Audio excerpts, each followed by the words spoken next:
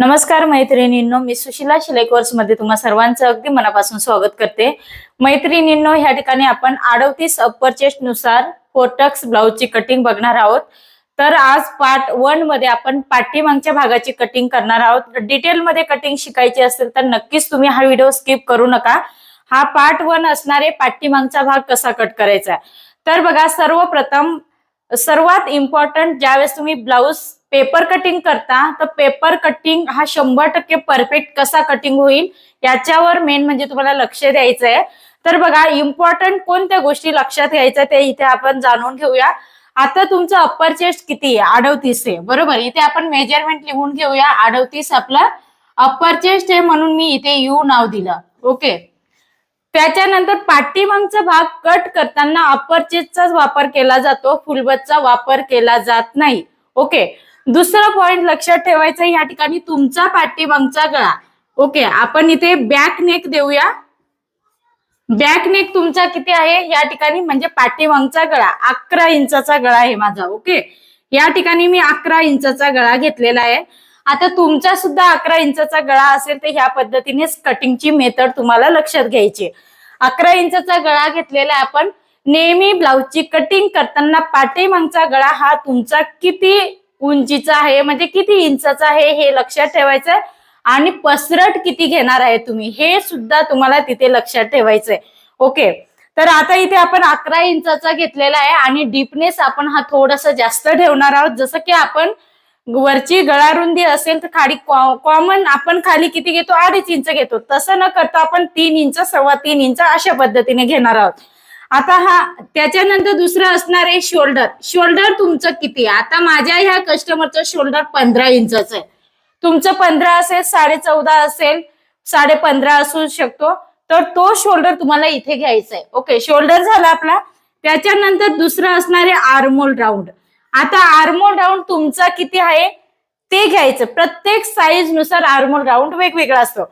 आता माझं या ठिकाणी अप्पर चेस्ट 38 आहे, तर 38 साईज मध्ये आर्महोल राऊंड हा प्रत्येक कस्टमरचा 38 साईज, समजा तुमच्याकडे 4-5 कस्टमर 38 साईजचे असतील तर प्रत्येकाचं शोल्डर सेम नसणार आहे, त्याच्यामध्ये थोडंसं डिफरन्स असतो, ओके। अर्धा इंचाचा, पाऊण इंचाचा असा डिफरन्स असतो। तर माझं इथे आर्महोल राऊंड हा 17 इंचाचा आहे, ओके। आता तुमचा आर्महोल राऊंड जो असेल तो तुम्हाला इथे घ्यायचा। कधी कधी 17.5 पण येतो, 16चा सुद्धा आर्महोल राऊंड येतो, 16.5चा सुद्धा आर्महोल राऊंड येतो।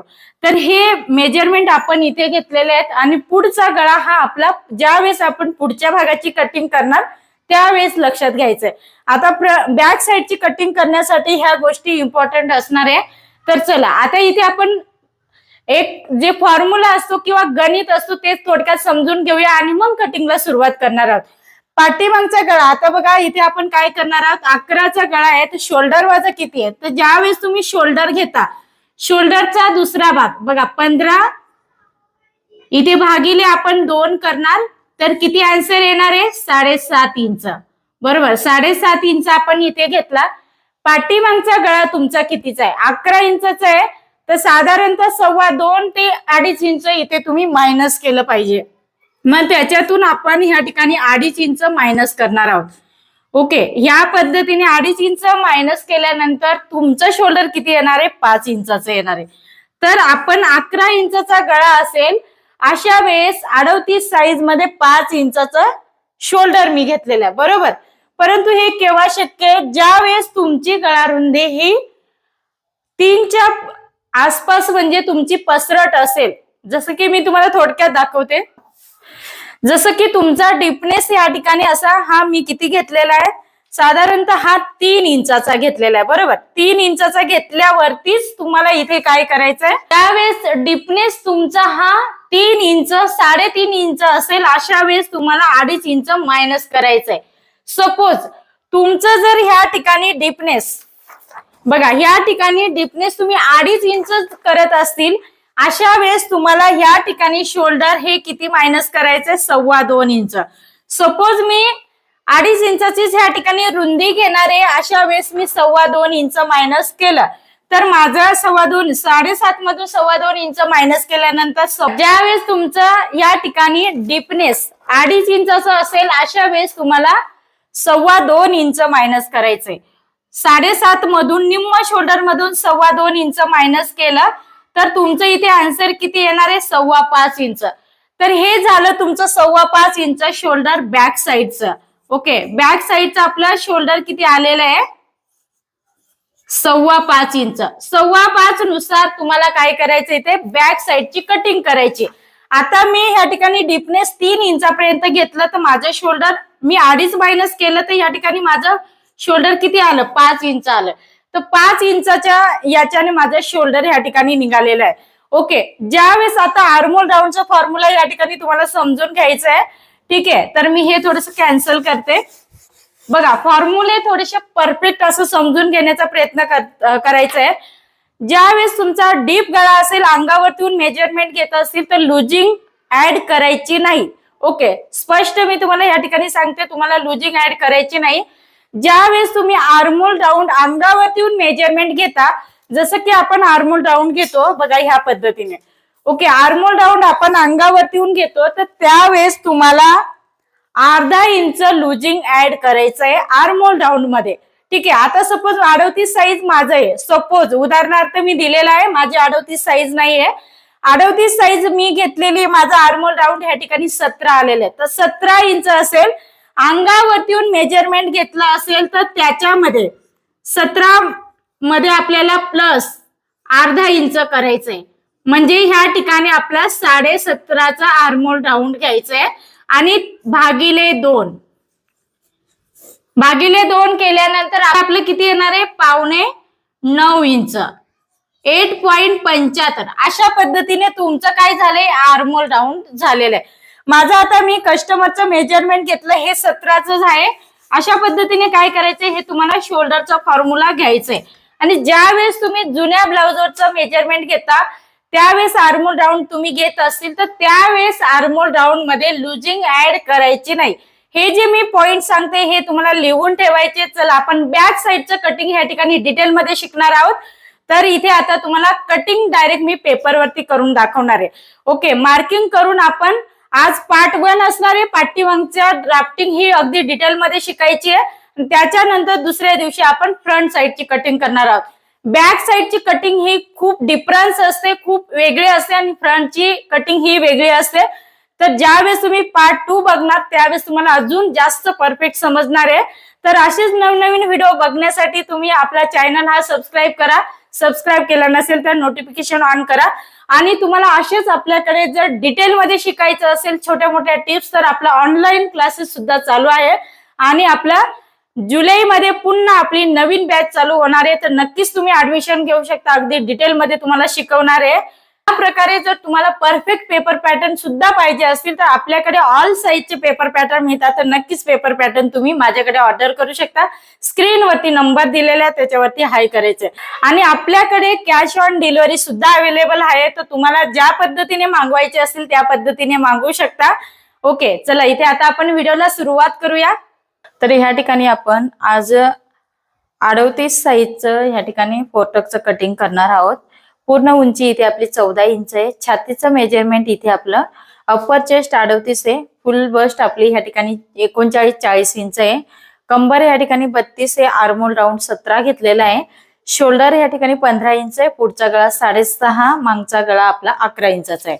तर ह्या पद्धतीने 38 साईज असेल तर 39-40 फुल बस्ट मी का दिलं? 39 पण येऊ शकतं, 40 पण येणार आहे, 38 पण फुल बस्ट येणार आहे, अपर चेस्ट पण येऊ शकतो.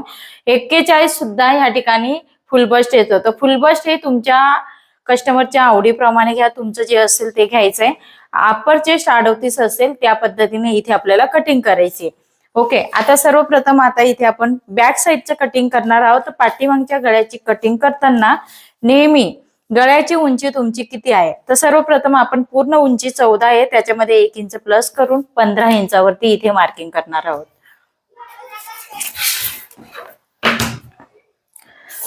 सरळ लाईन इथे ड्रॉ करून घ्या. शोल्डर ह्या ठिकाणी 15 आहे. 15चा दुसरा भाग आपण इथे घेणार आहोत 7.5 इंच. पाठीमागचा गळा जो आपला असणार आहे तो 11 इंचाचा आहे. तर इथे मी शोल्डर मायनस करणार आहे ती किती? 2.5 इंच शोल्डर मायनस करणार आहे. 2.5 इंच शोल्डर मायनस करणार आहे. हे बघा या पद्धतीने. तर माझं शोल्डर किती आलंय 5 इंचचं. इकडनं पण मी ह्या पद्धतीने मार्किंग करून घेणार आहे. आर्महोलची लाईन आपल्याला इथे घ्यायची. तर आर्महोल अप्पर चेस्ट 38 आहे, तिथे आपल्याला काय करायचं 6 ने भागायचं आहे. तर इथे आपल्याला आर्महोलची लाईन मिळणार आहे.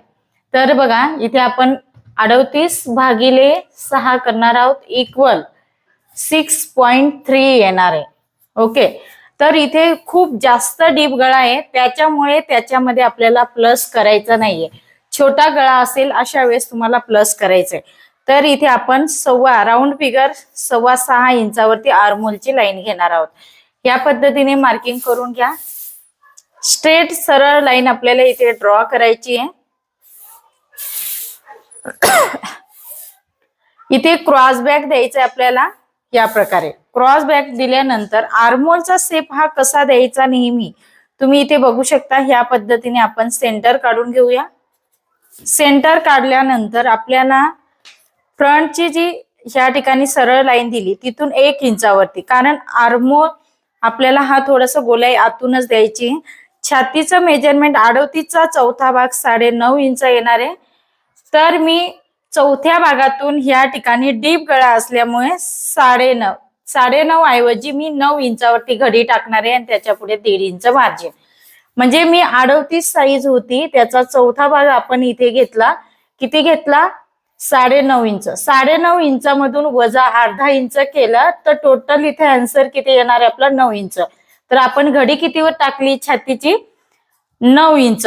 ठीक आहे. अशा पद्धतीने कमरेचं मेजरमेंट या ठिकाणी 32 आहे. 32चा चौथा भाग इथे आपण 8 इंच घेणार आहोत. त्याच्यानंतर इथे टक्स घेणार आहोत 1 इंच आणि 1.5 इंच मार्जिन. बघा तुमचं जर शोल्डर जास्त उतरत असेल तर इथे टक्स हा 1.25 इंचाचा करा आणि फिटिंगची लाईन आपल्याला इथे ड्रॉ करून घ्यायची. बघा फिटिंगची लाईन ही ड्रॉ केल्यानंतर इथे जो आर्महोलचा शेप आहे तो ह्या प्रकारे द्या. एकाच पॉइंटने असं आतमध्ये या. बघा या पद्धतीने सेट करू शकता तुम्ही आणि 2 पॉइंटने खाली उतरायचंय. ठीक आहे. अशा पद्धतीने आपण मार्किंग केलं. आता इथे आपल्याला शोल्डर पट्टी ठेवायची. मला शोल्डर पट्टी ह्या ठिकाणी 2.25 इंचाची रेडी ठेवायची. त्याच्यामध्ये शिलाई मार्जिन घेतली. गळा रुंदी माझी इथे 2 इंचाची आलेली आहे. पाठीमागचा गळा 11 इंचाचा आहे. 11 इंचावरती आपण इथे मार्किंग करणार आहोत. या प्रकारे मार्किंग करा. या ठिकाणी आपण डीपनेस घेणार आहोत. 3 इंचापर्यंत घेतलेला आहे मी. तुम्ही 3.25 3.5 इंचापर्यंत पण घेऊ शकता. या प्रकारे मार्किंग करायचंय. ठीक आहे. इथे तुमच्या आवडीप्रमाणे गळ्याचा शेप तुम्ही देऊ शकता. शोल्डरचा स्लोप द्यायचा आपल्याला इथे अर्धा इंच. अशा पद्धतीने आपण हा बॅक साईडचा ड्राफ्टिंग करून घेतलेला आहे. इथे सेंटर काढून घ्या टक्ससाठी. 4.5 इंच टक्सची उंची घ्यायची नेहमी. त्याच्यानंतर ह्या बाजूला अर्धा, इकडे अर्धा आणि इथून क्रॉस मध्ये अर्धा इंच आपण वरती घेणार आहोत तिरकस मध्ये. हे आपल्याला काय करायचं कट करायचंय. ओके. अशा पद्धतीने आपण घेतल्यानंतर आपला हा झाला 38 अप्पर चेस्ट नुसार कटिंग. ठीक आहे. बॅक साईडची कटिंग करताना नेहमी अप्पर चेस्ट नुसारच तुम्हाला कटिंग करायची. ठीक आहे.